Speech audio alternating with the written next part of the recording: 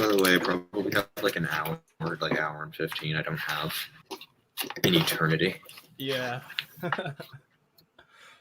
All right. Okay. Can they see it? I don't know if they can I see don't it. know. Oh, let me check if it's up. Oh, I forgot. Oh, it's up. Yeah, it's good. Yeah. All right, we're set. What is your my, Instagram at? why is Why? What? it doesn't look like I have a shirt on because it's dark. That's where my mind is right now. Ah, yes. Is that a puff bar? It's been a while, all right? I got to get back in the saddle. It's been like a month and a half. All right, so oh fuck, we started? Why?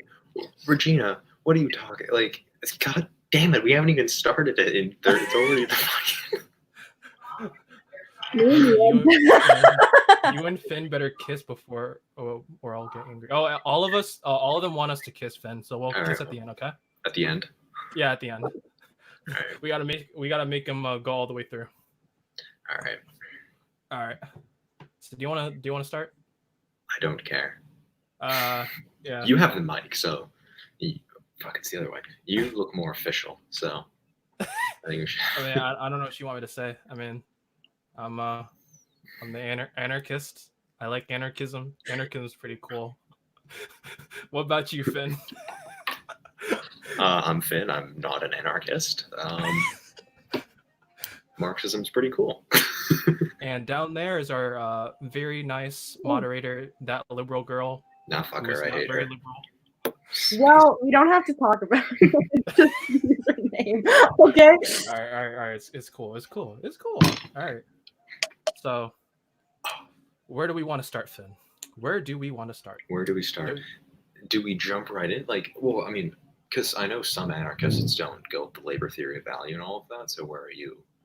Oh, I'm pretty right now. I'm pretty dead set on the labor theory of value. I don't think there's any other theory that It's a fucking win for the Marxists. that is more objectively measurable. Then honestly, I think we should just jump right into the presence of a state. Woo. Okay. All right. Well, like, where do you want to go? All right. What? You seem surprised. That's where everyone's like that's where everyone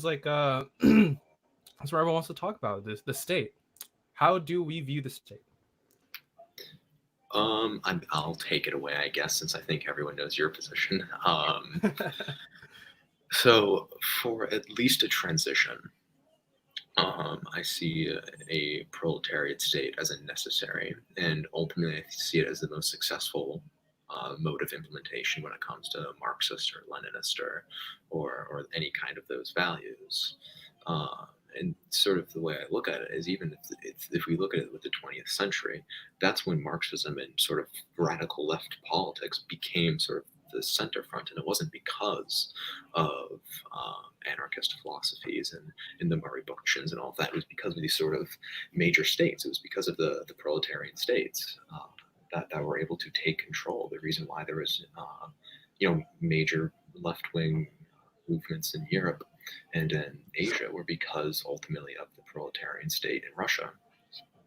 So I think, although it can be oppressive, I ultimately believe it is a necessary in the global transition to communism.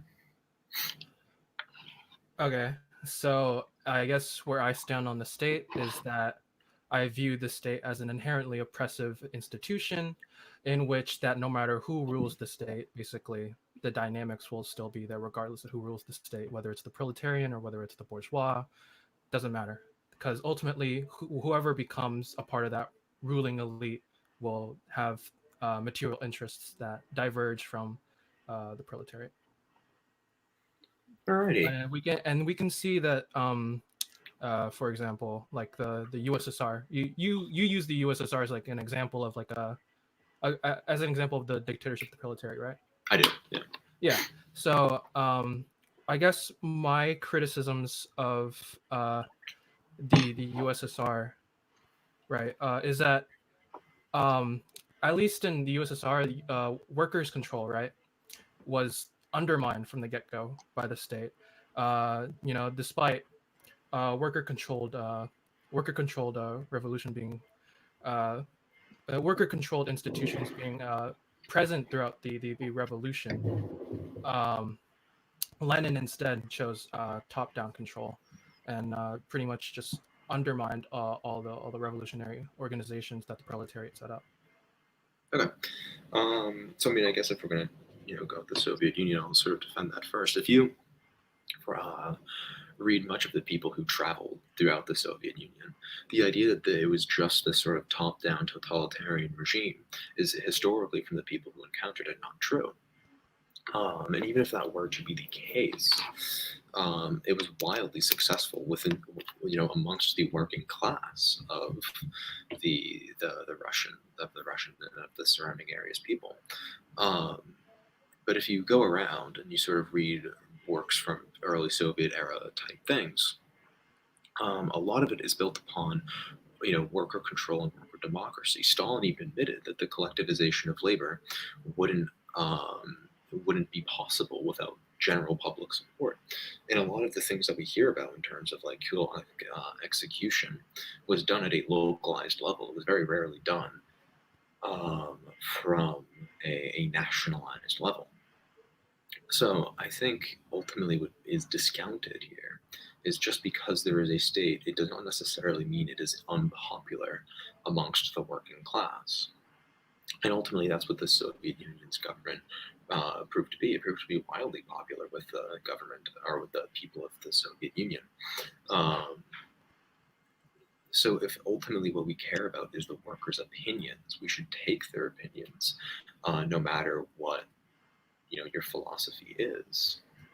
Right, but see, where I have a problem with the top-down control, right, is that the top-down control that the Soviet Union instituted, right, that's ultimately what led to it, like what led to the state ceasing to be a revolutionary organization. It ceased to be revolutionary once that top-down control was implemented, and that top-down control, right, is what ultimately led to the liberal like reformism that eventually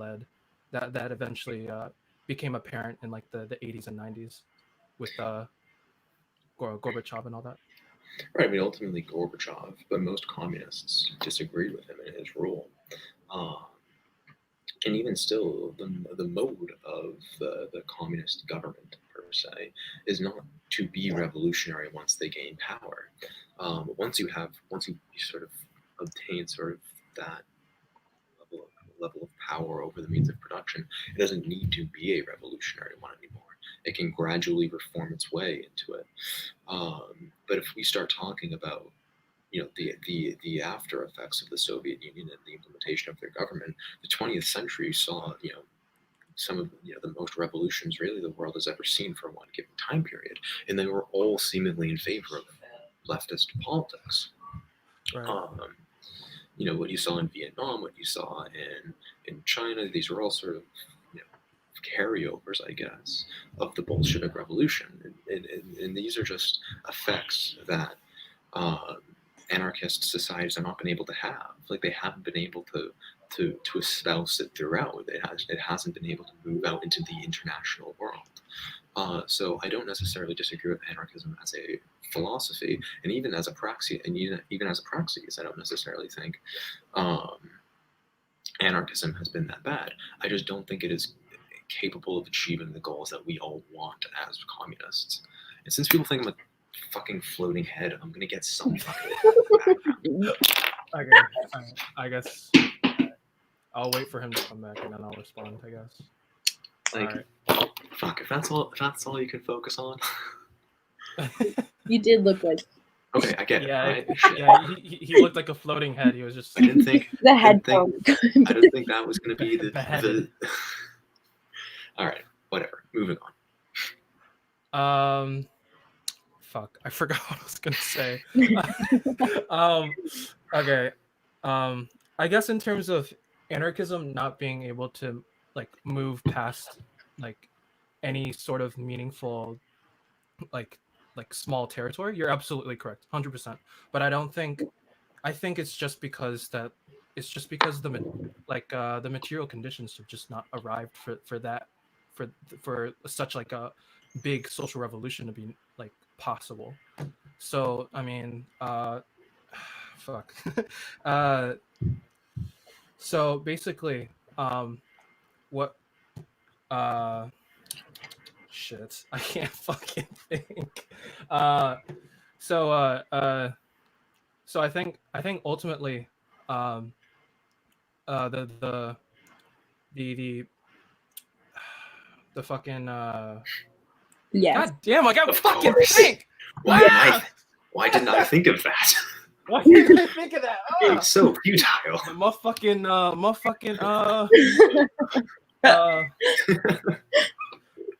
right. Of course. So basically, what I'm trying to say is just the material conditions haven't like appeared enough that the working like the international like working classes like gone to the point where it's just that basically. Right, but ultimately, I don't think the material conditions should be reduced to a point of which communism is a last resort. I think communism is something that the working class should want to achieve. It shouldn't be a reaction to material condition. It should be, an effort to change it despite its potential successes.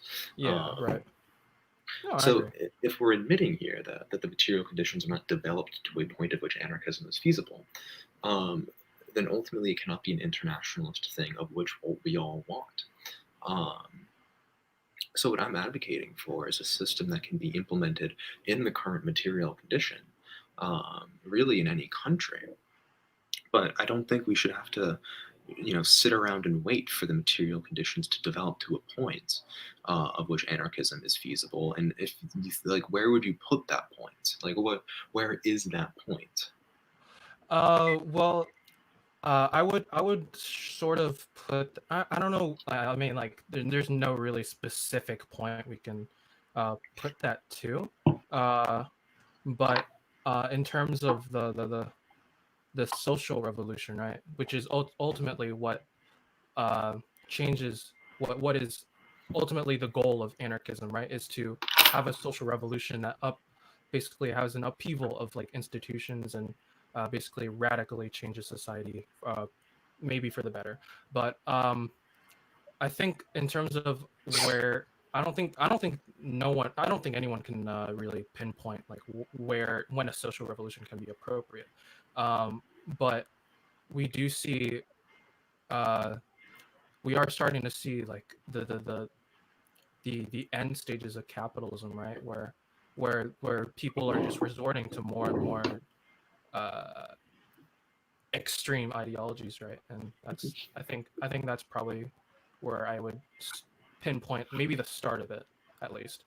Right. I mean, ultimately, like we're obviously approaching the end stages. Like profits are falling, labor is being replaced with no real way of sort of changing it. But anarchism and anarcho-communism, in order to be an international philosophy, relies basically on the idea that all the revolutions will be successful. Like at least in Marxism and in Marxist-Leninism and all of this, you have something to fall back on if a revolution isn't successful in one part of the world. Anarchists don't really have this.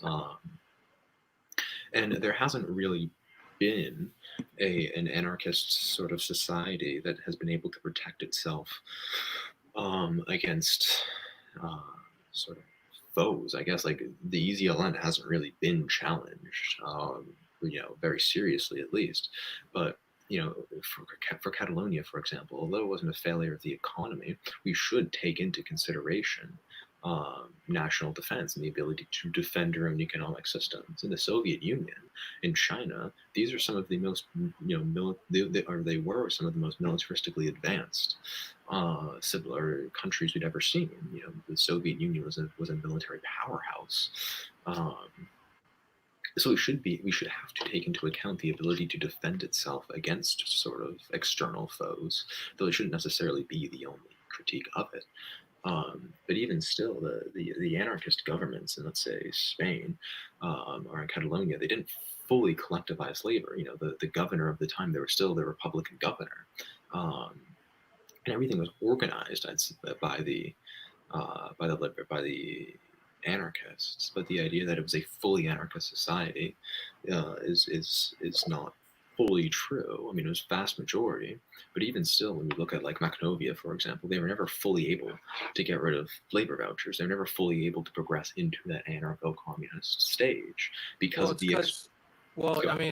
it's mostly because, like what we would, they basically anarchist Catalonia and Macedonia were what we would call still in like a social revolution. So during the social revolution, right, it's not necessarily anarchism. Sure, there can be some uh, anarchist tendencies, but ultimately the anarchism isn't just like I don't like no anarchist just thinks like boom fucking anarchism like during the revolution. The ultimate end goal of the social revolution is hold on, let me just read this quote. So you must not confuse the social revolution with anarchy. Revolution in some of its stages is a violent upheaval. Anarchy is a social condition of freedom and peace. The revolution is the means of bringing anarchy about, but it is not anarchy itself. It is to pave the road for anarchy, to establish conditions which will make a life of liberty possible. So, I mean, yeah, it would. I mean, I agree with you that anarchist Catalonia and the Macedonia were not necessarily anarchists, but that wasn't really the point.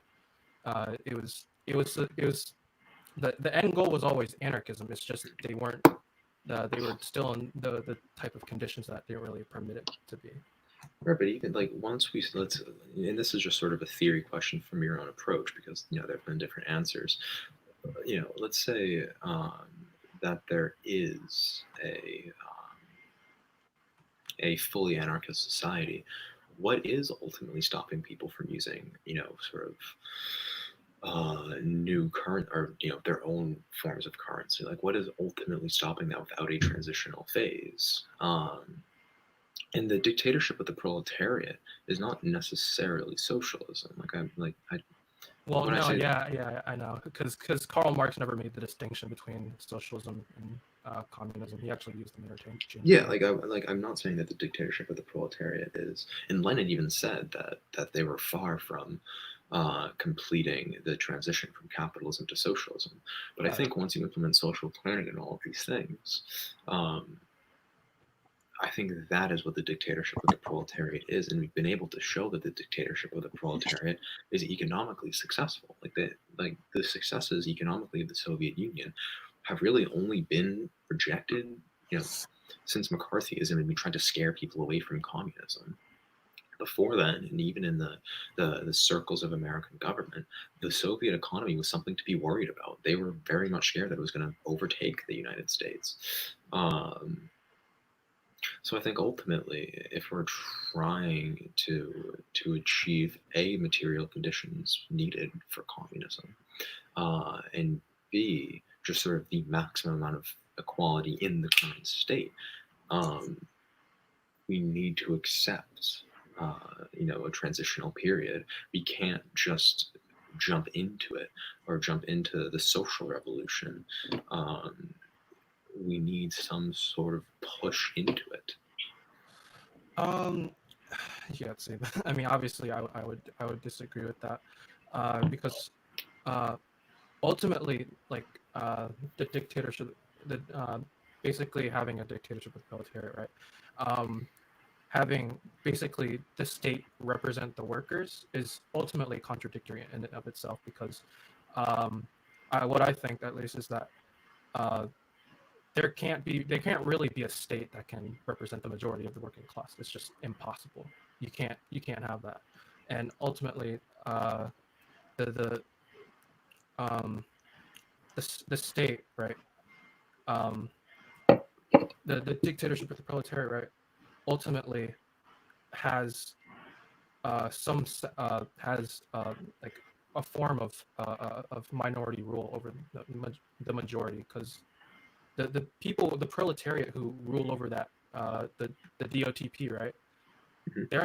they're not really like workers anymore. They're more just like rulers. Right, but I mean, the main function of the dictatorship of the proletariat is to um, create an environment in which worker co-ops become the dominant force. Marx wrote that the goal of the national government during the dictatorship of the proletariat was to be limited to a few national functions. So it's not like that the dictatorship of the proletariat is meant to be this sort of, totalitarian-esque, autocratic type of government. course not. And ultimately, when you look at the social policies of it, it never really has been. If you look at China, for example, there were, regularly there were labor meetings talking about what the plans were going to be for the next cycles, what labor was to be done, who were the overseers of the economy. These were decided by, in large part, the workers. So ultimately, I think that the economic and the social revolution go hand in hand. But I think the idea that we can just jump into, or we can just revert to a radically different economic model without any form of transitional stage, I don't think is logical. Well, I mean, when you ultimately have socialism in just like a few pockets of the world, like the USSR and China and all that, it necessitates basically like a rapid increase in like material goods, which basically it basically strains like the dialectical nature that's supposed to happen within a communist state. So, for example, like the USSR suppressing Kronstadt and all the communes and the Soviets, the Free Soviets, and all that. So like basically like any revolution that doesn't get rid of like the root of the problem, which anarchists think ultimately is the state. It's simply just a bourgeois revolution, essentially, as Bakunin described it. Mm-hmm. I mean, there's never really been a society that has been able to change its economic model without, in some way, fighting against some form of repression. Like the Catalonians did it. Even to an extent, the Macnovians had to do it. So there always has to be some sort of fight to maintain it. Right. It's just the fight is in some way the negation of that.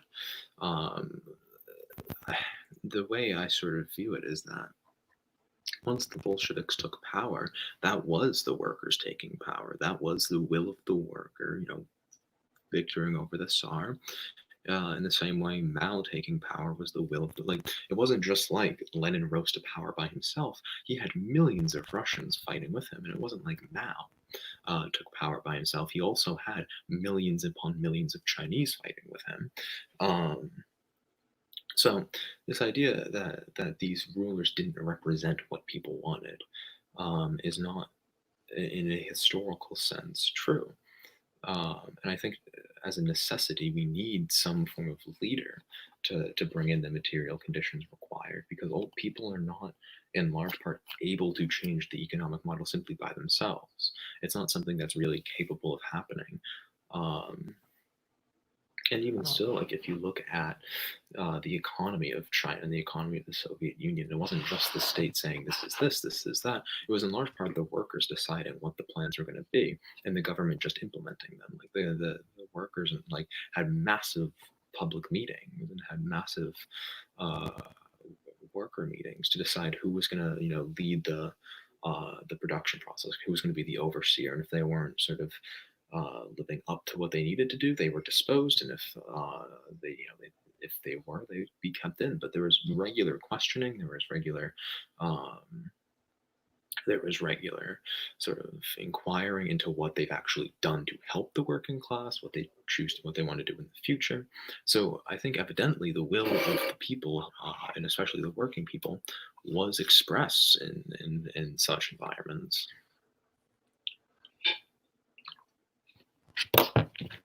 Also, for the person in the comments, I'm a classical Marxist. No Marxist-Leninism here. I think it's interesting that you believe that the Bolsheviks was basically the will of the workers, right?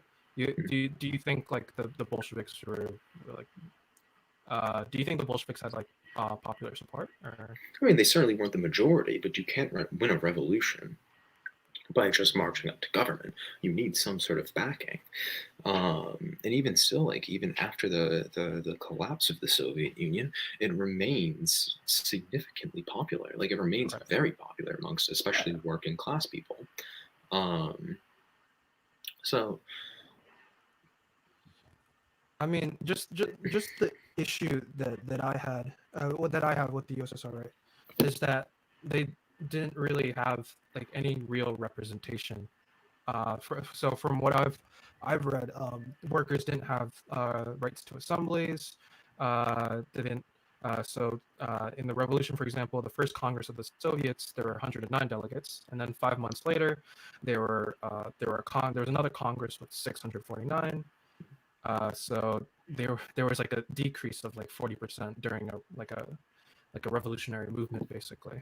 right, And the um, we can we can point to uh, alternative Soviets and alternative Soviets, right, being prevented from taking part uh, in the Soviet Congress and all that. They basically only allowed like whoever was a part of like the party structure to like participate, which I don't think is very representative of the workers. So right. But I mean, even like if you look at revolutions, for example, this is an Engels quote. Like revolutions are the most authoritative things there, or available. It is violently imposing your will amongst another. Um, and revolutions need leaders. You can't have a revolution that doesn't have, like every revolution ever has had some form of leader at the top. So if these inherently have to be authoritative, do you take issue with the very revolution itself, given that it requires a leader?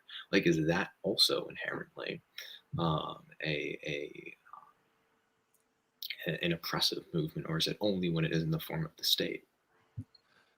um okay, so I guess where I stand in terms of like the revolution, there can probably be some like leadership type people that like they'd probably have to be like I'm not opposed to like leadership roles as long as like people are like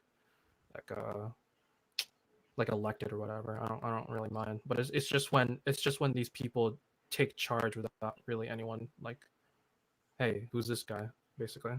So Yeah. But I mean, even like the idea that the will of the worker was not represented in China or in the Soviet Union is just a misrepresentation of the actual economy of it. Lenin or Stalin himself said that the collectivization of labor wouldn't have been possible without the general support of the populace.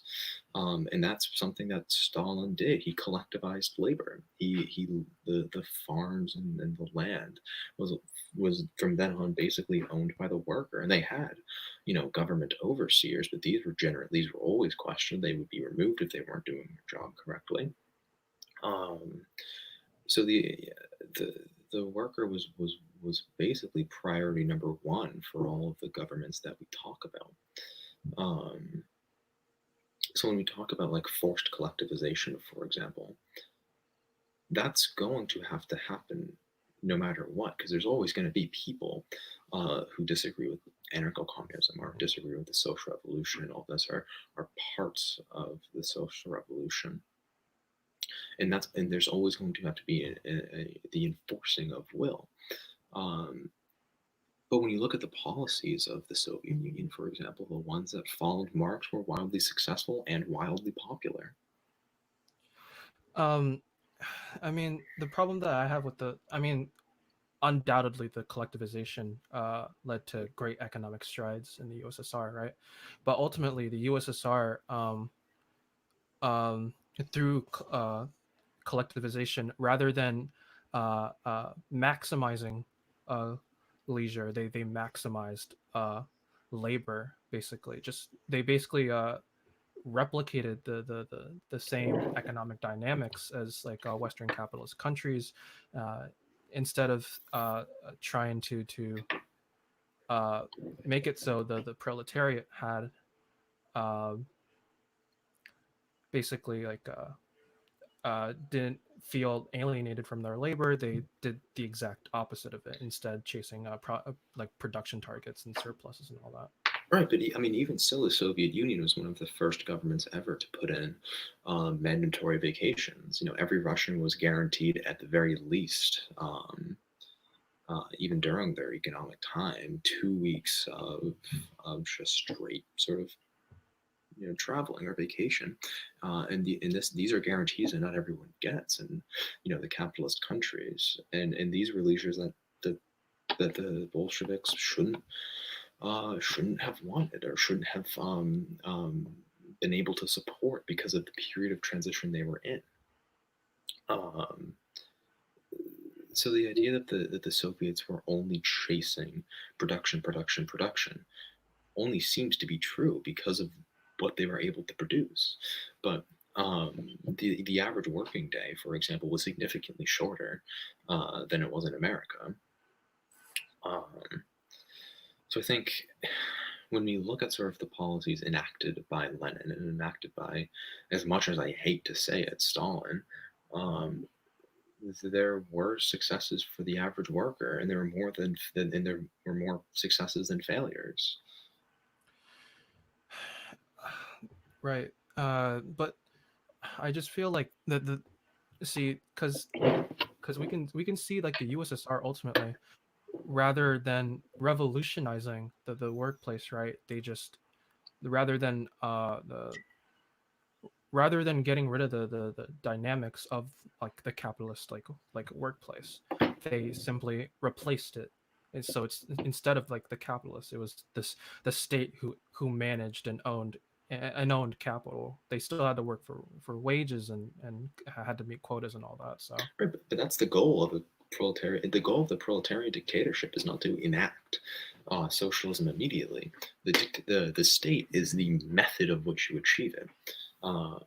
Like, gaining control of the state is not creating socialism. Gaining control of the state is a method of which you can enact socialism.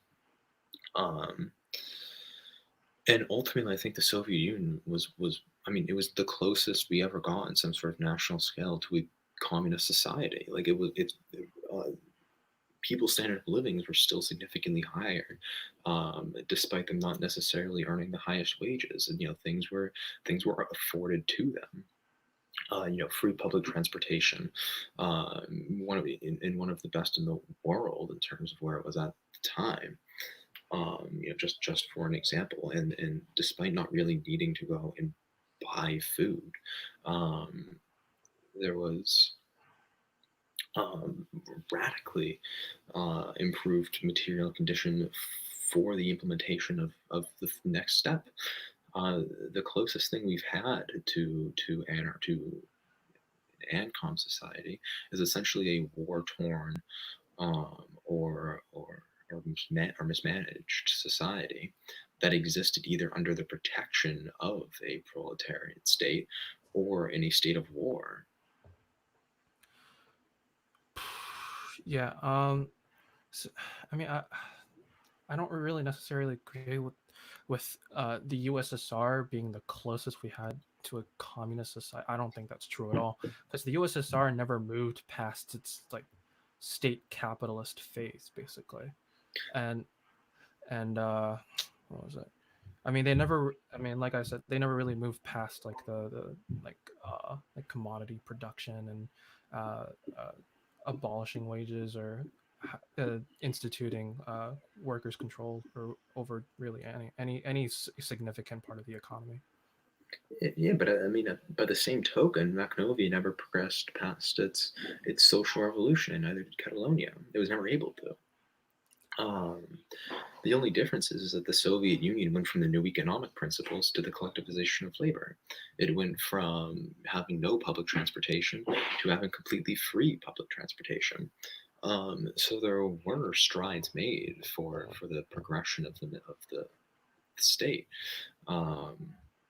And especially given that it was beginning to spread, and, you know, it spread to Vietnam, it spread to China, it spread really around most of Asia. It was spreading into Africa. It spread in Latin America and in Cuba.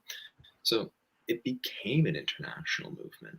It wasn't just a commune. It was something that the U.S. had to look at and be afraid that it was going to come to the United States, or that it was going to come to England or Germany or all of these places. Like, these were legitimate fears that the capitalist countries had to face and had to live up to. Catalonia never threatened American superiority like the Soviet Union did, and Macedonia never threatened England or any, a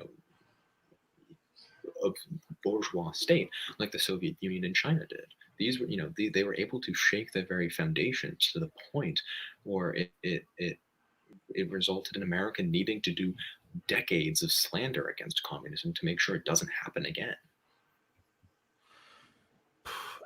I mean, the idea that the USSR invigorated some sort of international revolution is probably, I mean, it's true to an extent, but I don't think. Oh, hello. Oh, give me one sec. So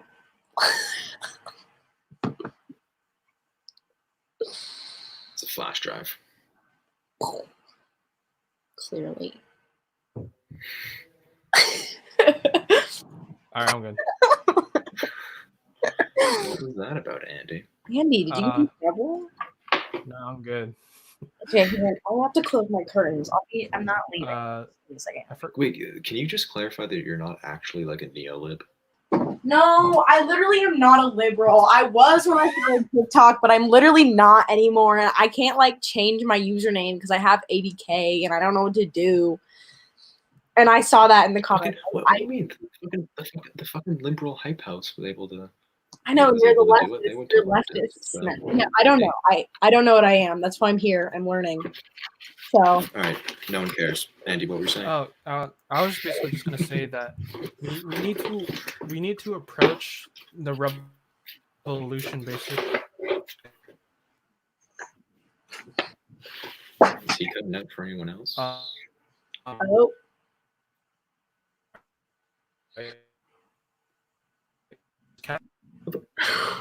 Andy. Andy's mom just turned off the Wi-Fi.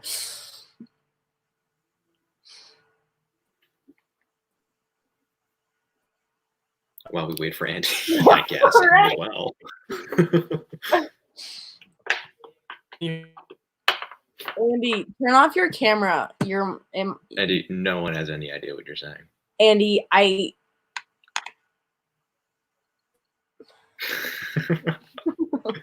So, what's everyone's favorite color? Yellow.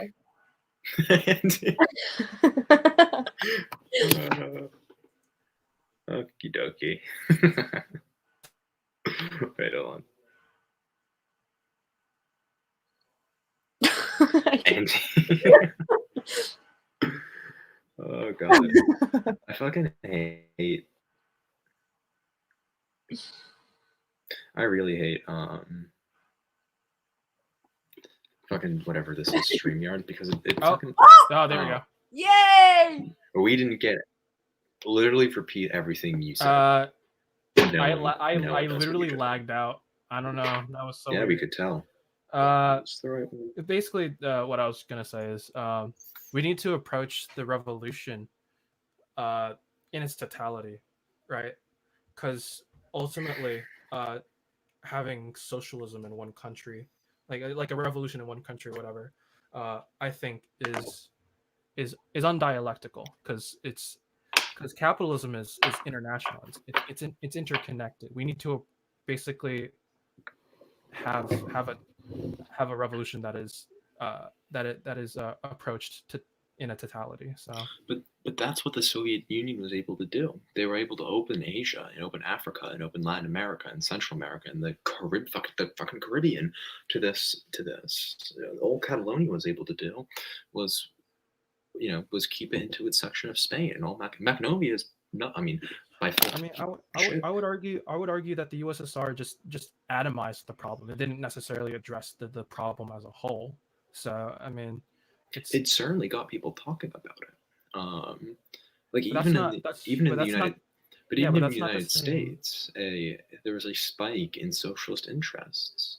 Um, like it is undeniable that there was a spike, shall we say, in socialist interests and communist revolutions and the implementations of you know radical leftist governments in the 20th century, and these were all a byproduct of the Soviets' ability to put it in their country. Um, so the idea that we can limit it to communities or to communes in the current state, or even in near future progressions of material conditions, I don't think is a solid way to change the structure as a whole. I mean, just because people were talking about it in terms of like an international, into like more internationally, it doesn't necessarily uh, mean that the revolution has been approached. Because ultimately, like what is like what is talking about it gonna amount to other than, oh, people are just more open to it. It's not, there's not really like a set action that pushes them forward to that. But I mean, it was more than just people talking about it. It was people fighting for it. It was, the people in China being directly inspired by the Bolsheviks. It was people in Vietnam being directly inspired by the Bolsheviks. And even if they're not your mode or your preferred, and they're not mine either, but even if they're not your preferred mode of communism, or of communist implementation, you cannot deny that the Soviet Union played a positive role in the development of um, of radical leftist politics and the radical leftist agenda. And the only reason why it's seen like it's been damaging is because of what the U.S. turned it into. Like anyone who has any sort of reading on it knows that the Soviet Union wasn't an economic disaster from its beginning and it was destined to fail. Like it wasn't any of these things. No, no, of course not. Um, but I mean,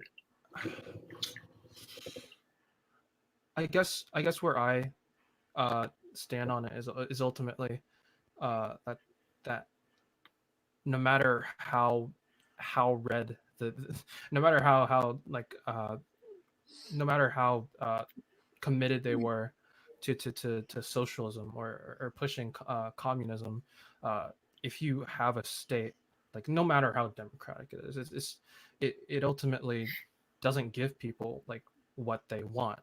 It doesn't give them to the freedom to administer their own affairs, because I mean, ultimately it's just the state is just it's just a privileged few who tell you what's best for you rather than the people doing what's best for themselves. But ultimately, democracy is gonna like whether it's ANCOM, whether it's fucking Trotskyist, whether it's Leninist, like democracy is a central part of all of it. It's just a matter of how that decision comes to be or how it's implemented. Like there's always going to have to be decisions made, and ultimately, those changes are going to have to be made. But like revolutions, whether it's ran by a few or whether it's ran by one person, is authoritative by nature. Um, so the very mode of implementing anarcho-communism is from a hierarchy. It's from a decision making of a few central planners, shall we say. Um, so no matter what, central planning is always a necessity into the implementation um, of um, of anarcho-communism, of anarcho-syndicalism, of libertarian council. No matter how you cut it, a revolution is going to have to be an authoritative one. Right, but my I mean, my problem isn't necessarily with the revolution being authoritarian. uh I mean, because ultimately, like, I agree with you, all like revolutions are and like authoritarian to some extent. It's just how we approach it, approach the revolution, right, that basically defines what uh ultimately our goals are. So, yeah.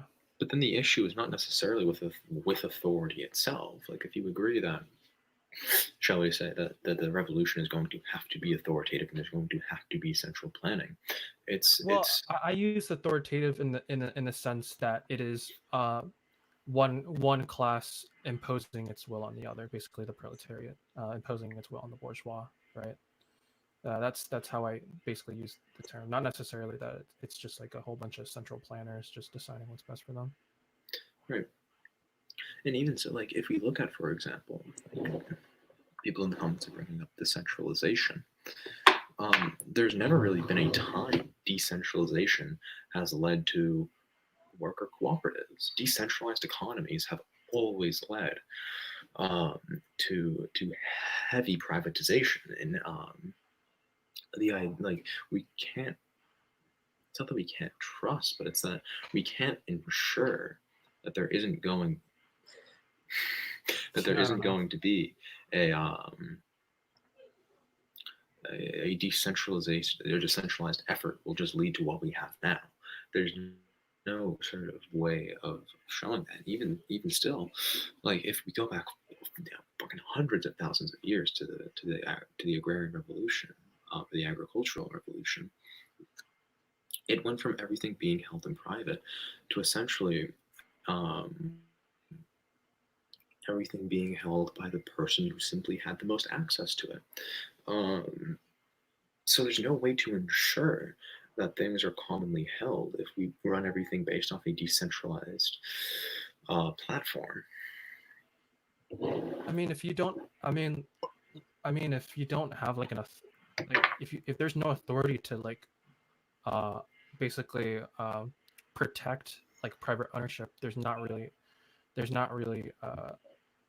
can't really be any like private ownership, right? Because there's no one really to protect it, because that's what the state ultimately does. It's there to protect the private property and interests of whoever owns like capital and property, basically. Right, but I mean, the state can be used for the very opposite purpose. The state can be used to prevent private property. The state can be used to ensure that monopolies don't occur. When you leave it all to just the will of the people, that's where we start seeing the development of private property as an idea. The only time private property has been able to, especially with the current mode of production, has been able to be prevented is with the state.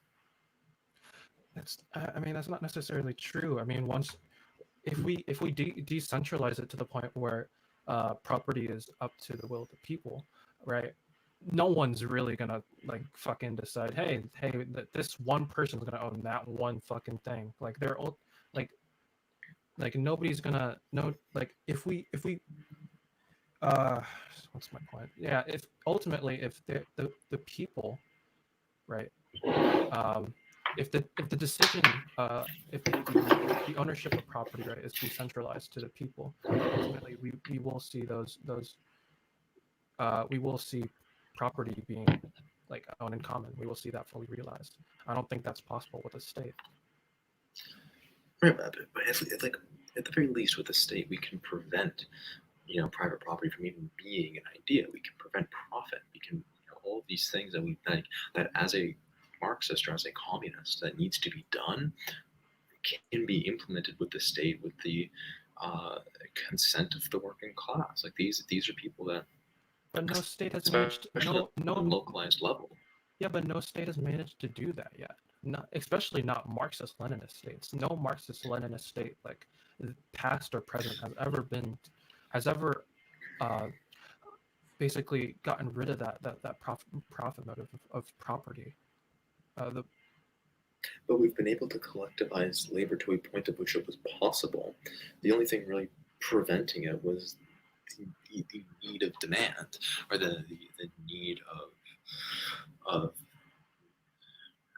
this profit almost to stay afloat within the global economy. That's why it needs to be more international than anything. That's why it needs to spread. That's why there needs to be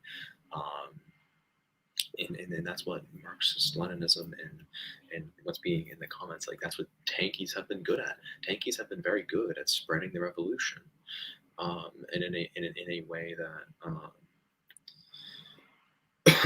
that ANCOMs haven't necessarily been able to do. You're gonna have to repeat all of that because I lagged out. Okay.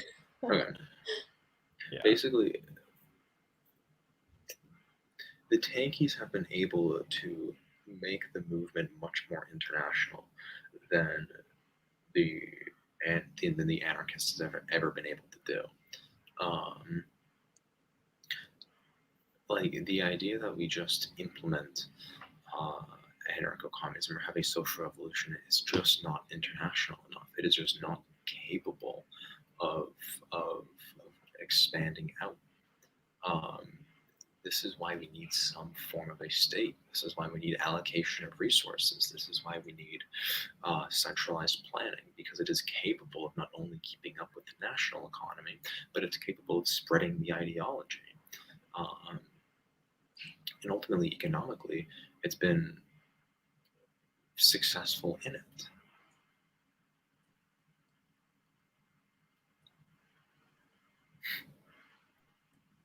What time is it? God damn it, Andy. Andy.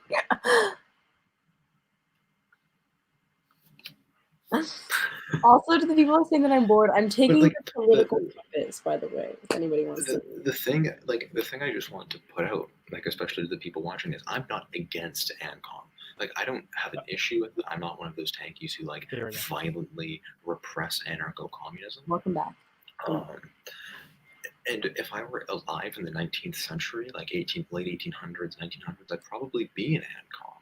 It's just I don't think that the 21st century, with all the technology we have, with the reliance on corporations that we have, I don't think anarcho-communism is implementable in the current Is he frozen? I can't tell. He's sort of in and out of being frozen. So I'm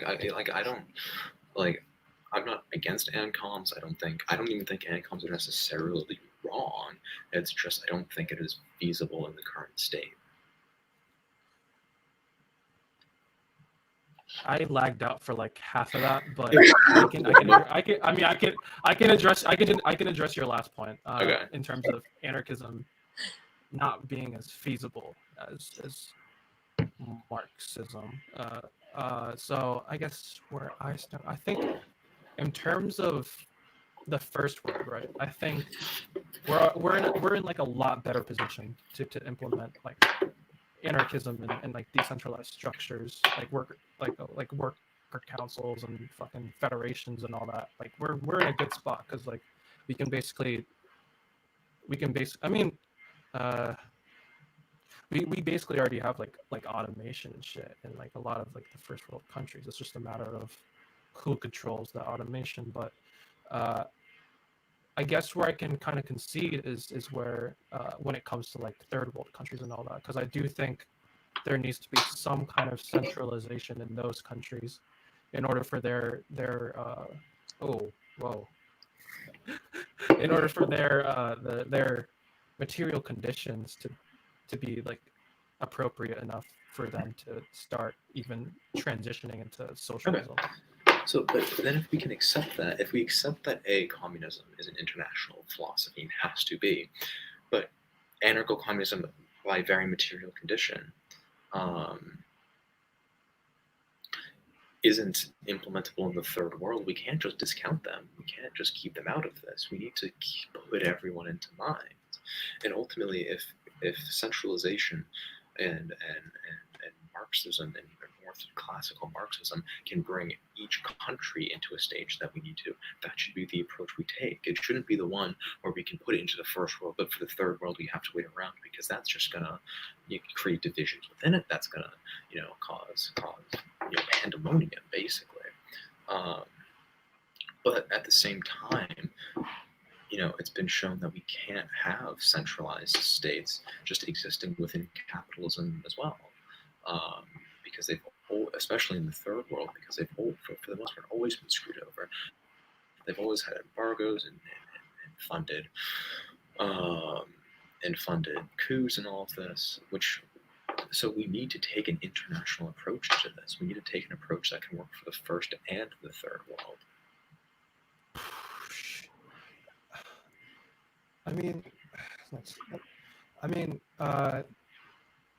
I guess in terms of like the third world, I don't necessarily like. I did concede that there needs to be some kind of centralization, but that centralization doesn't necessarily have to. That centralization doesn't necessarily have to necessitate into like a state, right? Like we could probably mend. We can probably have like some sort of like I don't know, fucking some Luxembourgish type shit where we just have like decentralized worker councils in like fucking Peru, for example, just controlling like the mode of production and all that. Basically, I think that's where probably I would reconcile. I mean, it's we're at 55 minutes now, so do you want to do like final statements and all of that, and then just sort of, or sure. I mean, do you I have don't really do you have other this... point like? I mean, I don't know. I guess where I can like make my final statement basically is I mean could I just read a quote? I don't know. I can't really think of anything. Whatever. Yeah. I'll just read a quote from Bakunin. It's just so Statism and Anarchy, right?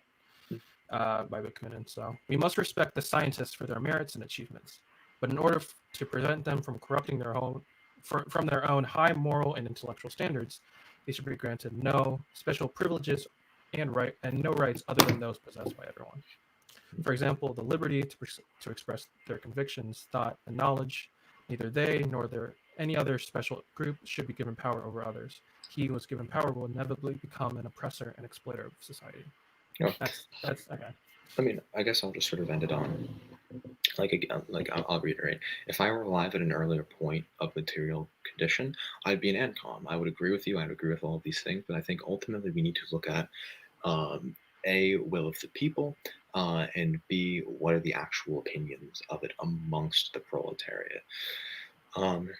And ultimately, the proletarian dictatorships that we saw in the Soviet Union, that we saw in China, they're overwhelmingly positive reception from the actual working class. And it is fundamentally a more international movement because it has been able to spread faster. It has been able to go spread around the world simply from a Bolshevik revolution in Russia. It was able to get to Africa. It was able to open, discourse, at least in the U.S. for the early part of the 20th century. It was able to cause revolutions in Cuba and in Central America and in Asia.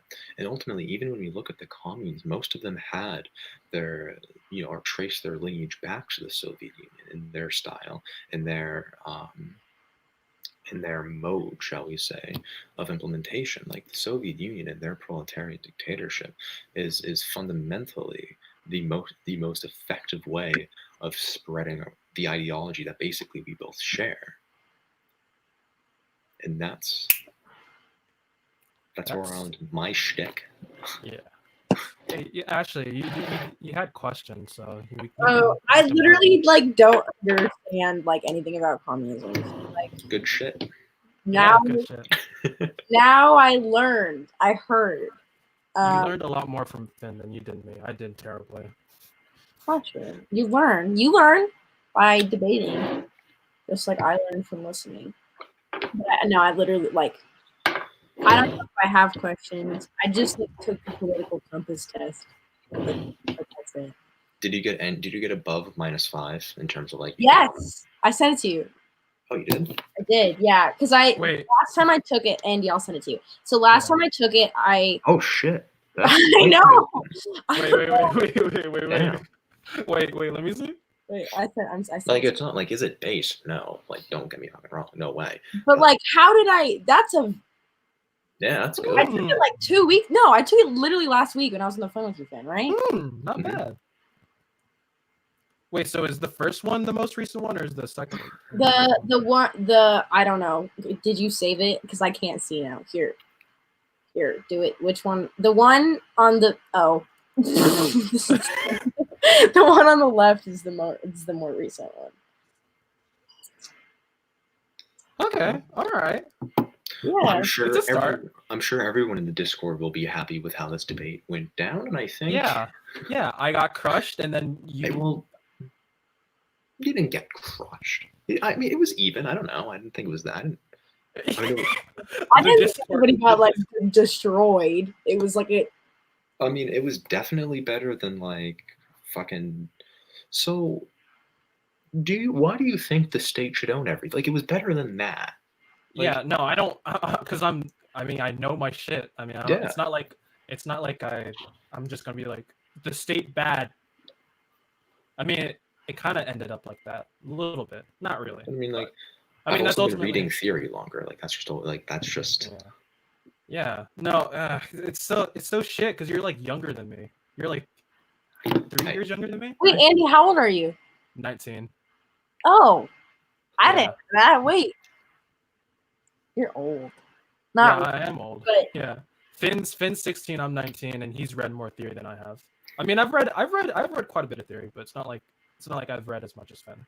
He's pretty super based. All right, so in terms of I guess I'm a Marxist Leninist now, guys.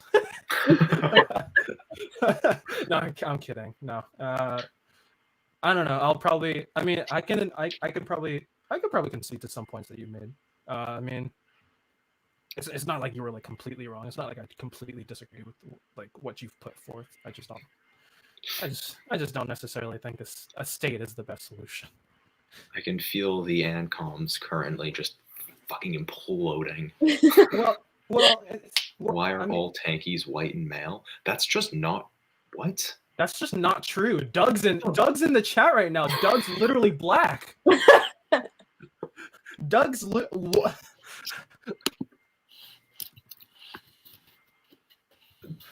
Okay, no. What? Okay, yeah, no, but no. I see the problem I have with like other Fidel Castro. Like he wasn't. Whatever. Okay. What was I gonna say? Fucking. Yes, I guess the problem. Shit. Yeah, the problem I have with other like ANCOMs is that they don't read a lot of theory. But like again, I'm not against ANCOMs. Like I don't hate it. I'm not against it. I'm not one of the. I'm not like Stalin. He's like, hey, fuck anarchists.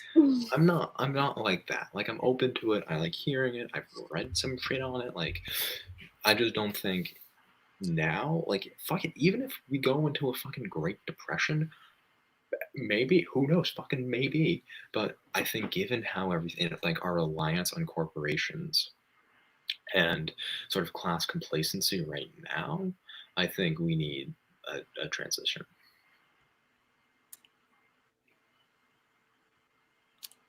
Cool. Okay.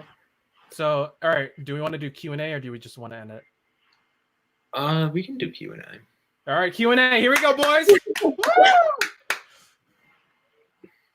Imagine being unironically first worldist.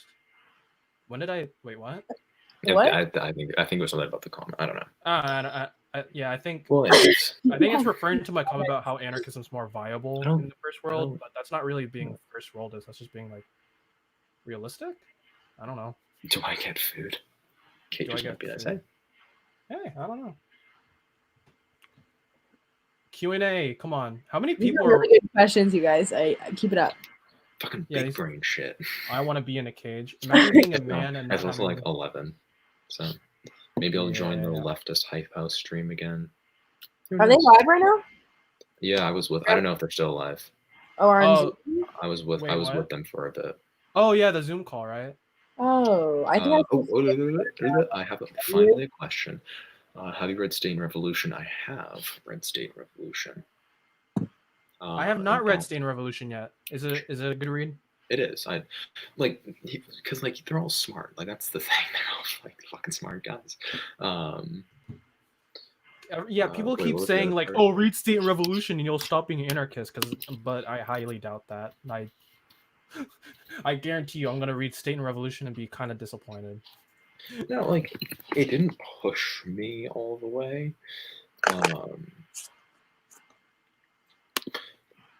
But I would say that it certainly like opened my. It changed a lot of the misconceptions I held from it. Is it really ever possible for communism to be implemented? Yes. So that liberal wait, how girl, did- what do you how identify did- the most? Whoa. How did that happen? Oh, She's I- got this.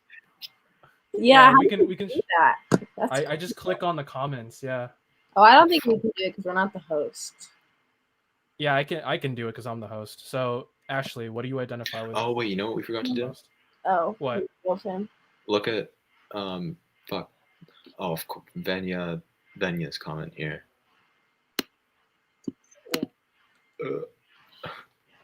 When are you two kidding? I- I don't know. When are we kidding? I think it's supposed to be S Same. instead of D. That's S. Yeah. Reed Sterner, Max Sterner. What a G. I have Sure, what a the G. I have Ego in its own coming. I Was also there a specific book that pushed you more authoritarian, Finn, anarchist for Andy? for me, I think it was probably Stalin's dialectic work. I think that's what probably pushed me a little more authoritarian. But it wasn't necessarily a book. It was more just looking into the Soviet Union. The Conquest of Bread. Hey. Yeah. Honestly, I don't recommend Conquest of Bread to newcomers anymore. It's not meant to be an introductory text. It's supposed to be for people who kind of know more about anarchism. I'll still recommend it. It's just not an introductory book. And into the person talking about egoism, like I'm familiar with like spooks and like all of that. Like I know the basics of it, but I'm still pretty interested in it. So I think I have the ego in its own on its way. I don't know. I don't get it. I literally don't get it. We get the old checkaroo. I literally yeah. don't get it. I don't get it. Someone's gonna need to explain it to me. Arriving May 10th, Max Scherner, ego in its own. I also have Louis Althusser coming, which will be. I have like a whole book list on Amazon. I'm not gonna buy any of the books from Amazon, obviously, but I just have it there just for easy keepings. I have. Oh no, not that comment. Oops. Nope. What should Oh, did someone say human rights come from liberalism? No. Human rights come from liberalism. We cannot just discard them without an alternative political project to fight oppression. I don't necessarily disagree with that, actually. Oh, I didn't see the second part of that. Yeah, I don't necessarily disagree. What should I read as an introduction? Oof. It depends.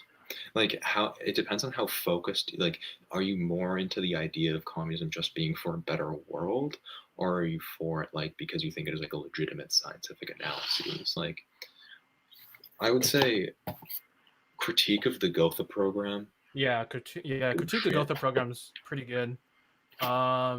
This is a hefty boy, but Capital One. Yeah, it's.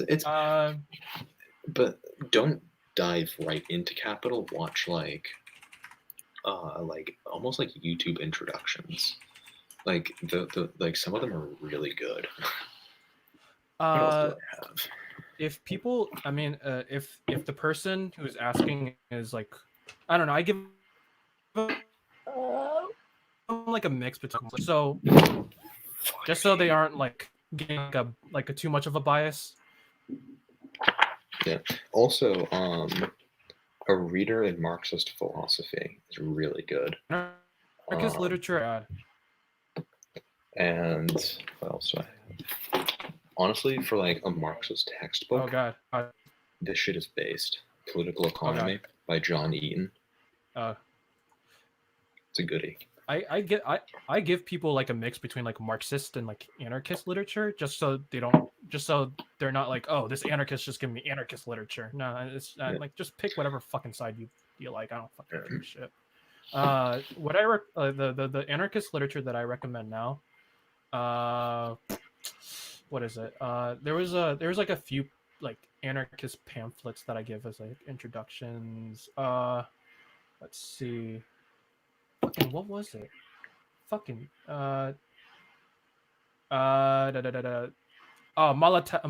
Malatista's anarchist program and his pamphlet Anarchy. So pretty good introductions to anarchism.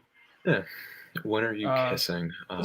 Well, kiss at the end of the stream. God damn it, guys. Is this a debate or chat? Our debate ended. Our debate ended, and now we're just doing Q&A. For real though, what's the best Ancom intro book? I'm an Ancom, but what is Communist Anarchism by Alexander Berkman? The Malatesta pamphlets, the Anarchist Program, and then the 1891 pamphlet Anarchy. Yeah, those are pretty good introductions to Ancom and anarchism in general. So, how would education work under Ancom? I mean, honestly, like probably this like. One of the successes of like EZLN and Macnovia was the ability to have high quality education. Like Macnovia was able to educate and make literate basically their entire population, and EZLN has higher standards of education than their surrounding territory. So I mean, it would function the same. I mean, I know that was a question for Andy, but I don't care anymore. Yeah, basically what Finn said. Oh, do I have two of the same book? Wait. How do I? There. Yeah. I know. What Finn said. How did that confuse you so much? Well, because like it's opposite. So like yeah, it's opposite. So it's like you have to like just kiss already. Just kiss. All right. All right. So that means I turn. But now Fuck. I can't see. Hold on. I mean, Fuck. this Hold is- on. This is just tough. Oh. I'm gonna like Give me- move into it. Like, Yeah. Let's What? move into it. all right. I can't see. But I can't see. tell. Okay, Like, maybe if I continue to. This is gonna be my first kiss. oh, Mm, Wonderful. wonderful. that's cute. Ah, yes. Oh, God. We gave them what they wanted. This is democracy at work. This is democracy. Yeah, exactly. Isn't that the name of like fucking Richard Wolff's like thing? Democracy at work. It's something like that. My homework yes. today. Yeah, it is. Not Fucking hell, Richard Wolff goes from mega bass to fucking dumb in like 2 seconds. It's incredible. It's insane how based he can go, and then fucking get rid of all of it. It's insane. Finn and I could be siblings. Okay, Ashley. All right. I don't know. I literally just like looked at him and I looked at myself and I'm like, we look kind of similar. What? A little bit. What is that? Okay. All I don't right. know, I'm distracted. I'm sorry. Right now, Andy is 19, Finn is 16. How do I say canceled in Ancom speak? Wait, call me. I feel the same way. I feel it. I think Richard Wolff is a closeted tanky. I don't know. I get that sense. Hasn't Richard Wolff criticized like the USSR?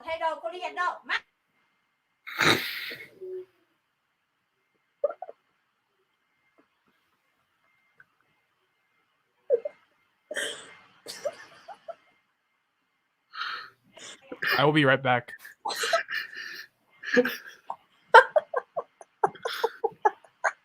I mean, it can't be. What I is don't know if I can say that. Oh fuck! Is it only me who thinks Andy kind of looks like Kim Jong Un? No. It's not. Just Just a little bit. Just not- oh my goodness, that was funny.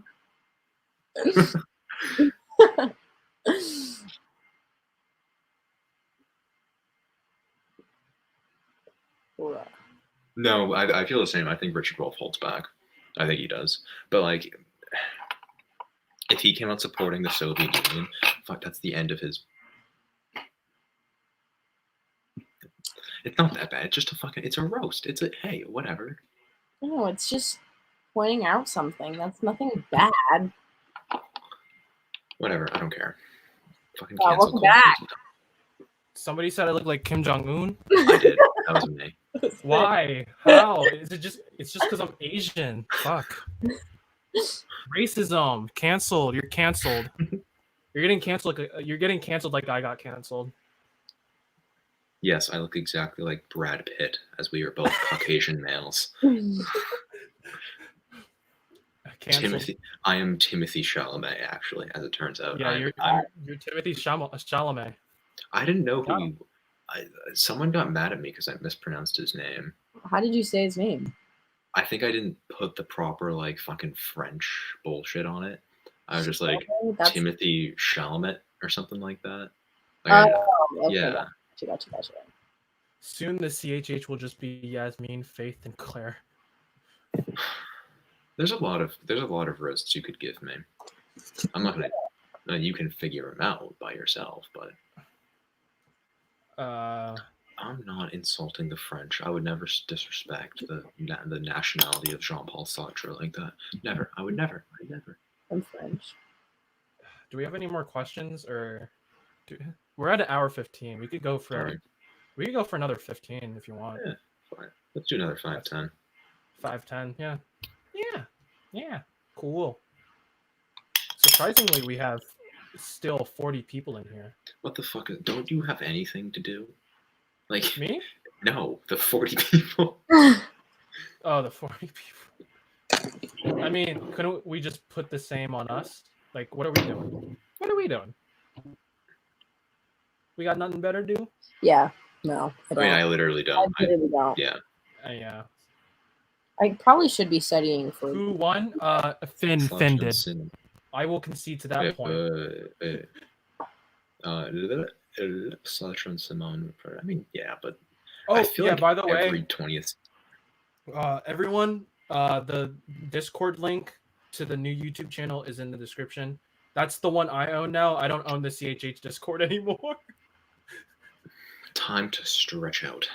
All right, stretch it out. All right, Finn, let's go. Woo! Look at Finn. He's such a big boy. Look at him.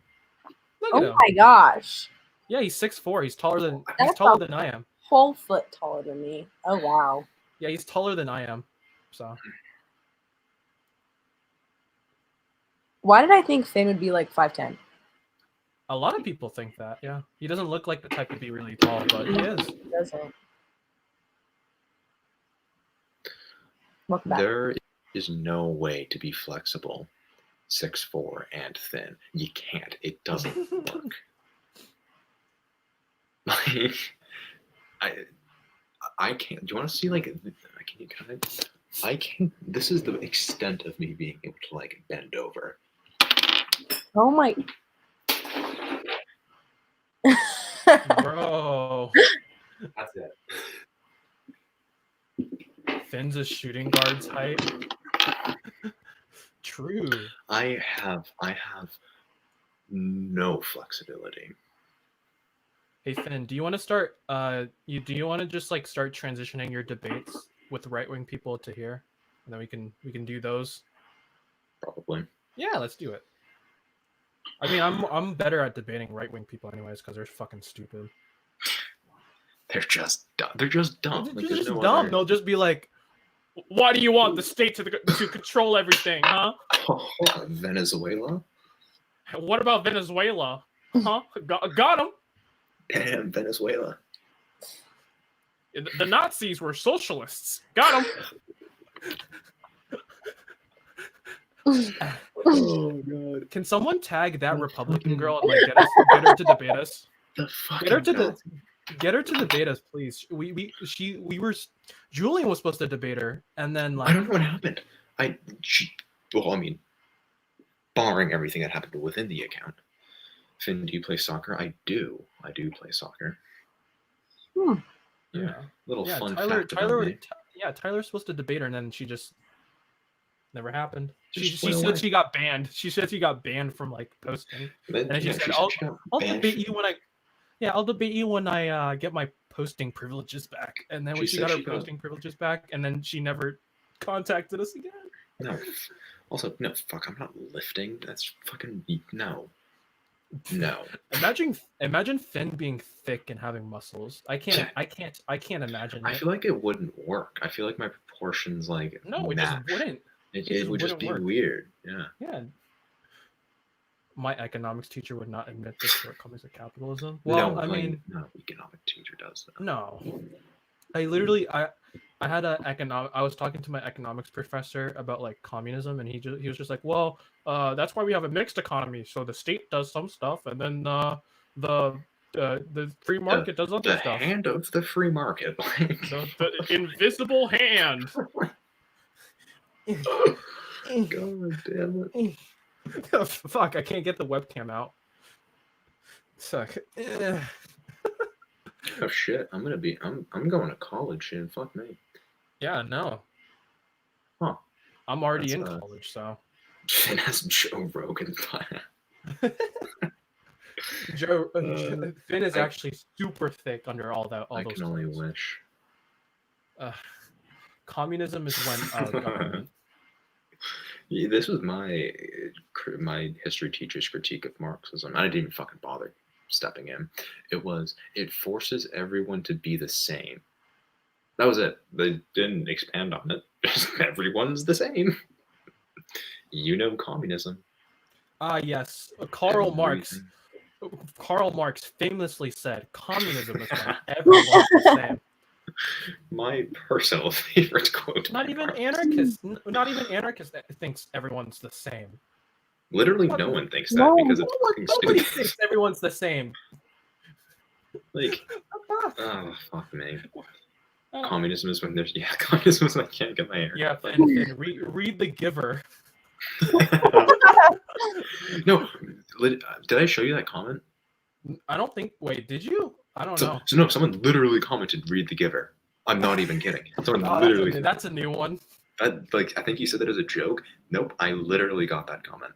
That's a new one. I've never heard anyone say "Read The Giver." Hold on. I heard people read like Animal Farm. Yeah, Animal Farm you get a lot. Animal Farm. Some 1984s are in there, but pretty rare. Dead Kennedys are based. Dead Kennedys are based. Oh, please Communism is when Thomas More's utopia. Utopian socialism. Pretty fucking cringe. Oh, wow. Yeah, it's cringe. Utopian socialism's cringe. You know, there's still people who unironically are like utopian socialists. The comments I fucking get are so weird. I'm not gonna give the person's name, but I got in the Washington Post one. Remember when I did the TikTok on like here are some Marxist or here are some conservative philosophers that will pwn your neo-Marxist postmodern philosophy, and then I put like Stephen Crowder, and that did eventually like all conservatives are like scientifically fucking stupid. So I'm sorry if the person's watching this right now, but someone put, your name is actually Finn. I've never seen anyone resemble the name Finn as much as you do. So I couldn't tell if that was good or bad. Like, it seems like a very indifferent comment. I don't know if that's good or bad. Yeah, but they went on to say, your facial expressions scream Finn. They're so smooth and theater-like. What does that mean? What? Bro, you are literally like a Disney character. You look so perfect, it's odd. How do I respond? Everyone fucking simps over you, bro. It's kind of. I don't know. Do I just be like, thanks, man? Like, thanks, bro. I love your compliments. I feel so bad. Like, I want to respond and be like, oh, thanks, you too, but I don't. Thanks, you too. Thanks, you too. Like, oh god. Someone commented. So my recent TikTok that like went up to like 50K, the one where I did like the Obama shit. That's why we shouldn't have kicked you out. Yeah, the TikTok where it had like the Obama shit that went up to like 50K. Someone commented something about like North Korea, and then they cited something about like the New York Times, and they were just like, look, even the New York Times is saying this. I'm like, what does that mean? Like, well, didn't you know New York Times is a leftist? That's what.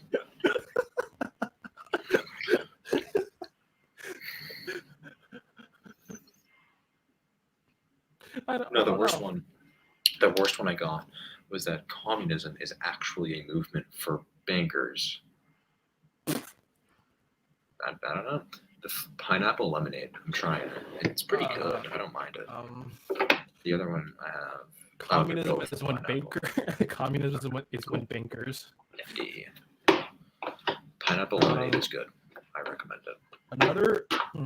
Another one I got was being tricked by Marxism is the same as getting tricked by corporations. What does that even mean? What the fuck does that mean? They elaborated, tricked into believing an ideology that only advances the will of the few at the expense of millions of others.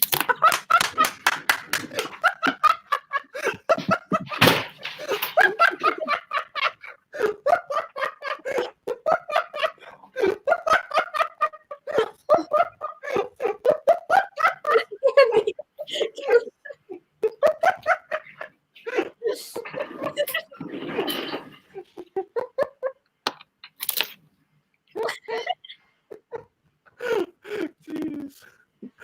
What does that fucking mean? I don't know.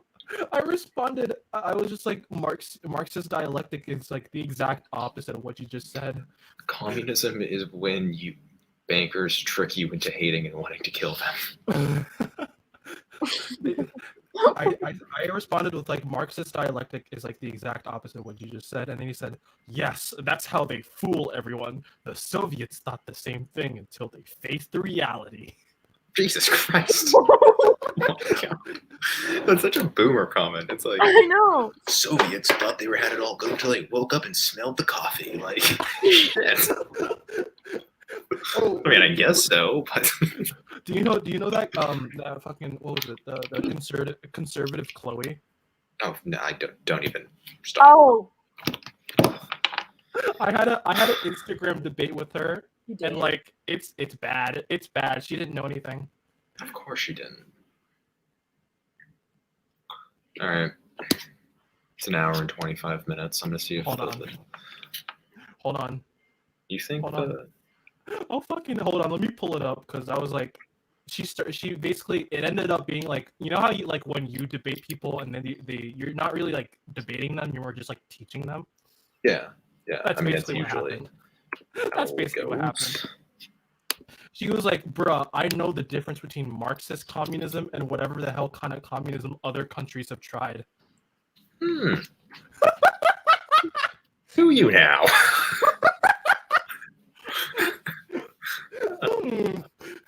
Yes. So the USSR wasn't really Marxist, guys. It was some other type of communism. It was ANCOM. It was ANCOM. No, chill the fuck out about vaping. It's not that big a deal. Jesus Christ. You're gonna die. It's not. You're gonna get lung No, cancer. You're going to die. Vaping is not what's going to kill me. Yeah, that is the least of my issues. She was just like, so smoking, Marxism vaping, comes with authoritarianism then? Serenity has straight fucking facts right now. Smoking is much better. It's just that I can't really light a cig in my basement. Kind of a hard task to accomplish, as it turns out. Do you want to give me a puff bar? I haven't like done anything in so long. I haven't had alcohol. I haven't smoked. I just don't. You just No, don't. what do you mean? No cool Marxist. I just don't. No cool Marxist vapes. No cool Marxist vapes.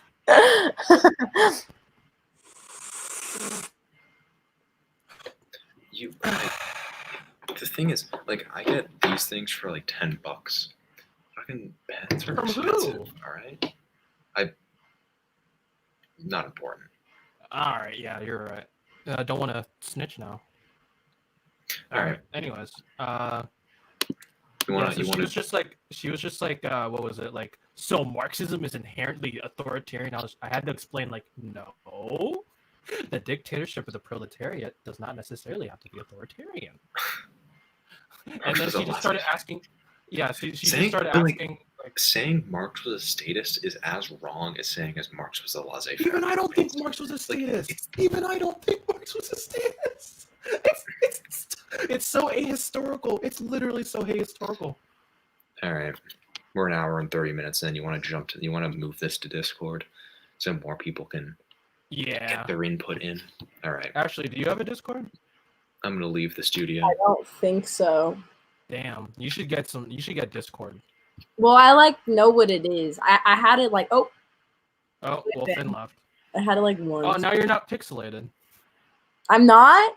You're not. Yeah, you're like clear on my end at least. Oh really? Yeah, it's because my mom's computer is literally it's like the first Mac that like ever came out with a camera. It's like Damn. 10 years old. Wait, I definitely think you're still live. I think Yeah, I know. you just left. Yeah, it's still live. All right, we're gonna end this. Bye. Bye bye everybody. Bye. Bye. All right. Bye.